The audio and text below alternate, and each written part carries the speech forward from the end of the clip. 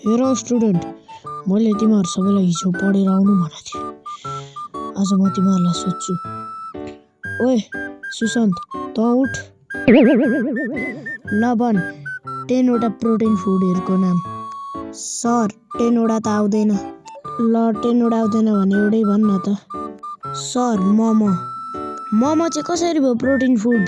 Sir momo protein food हो कि होइन त्यो चाहिँ थाहा भएन, तर अरूले भनेको सुनेको चाहिँ छु।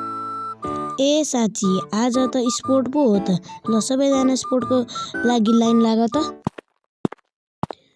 कहाँ जान आँटेको फेरि त? सर म स्पोर्टमा जान आँटेको।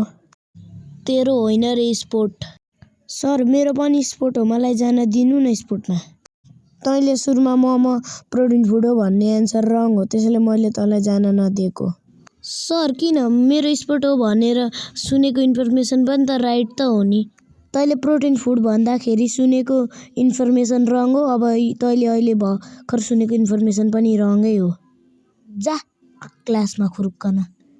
अनि बेन्चमा यत्तिकै बस पढेर प्रोटिन फुडको बारेमा, जबसम्म तँलाई आउँदैन।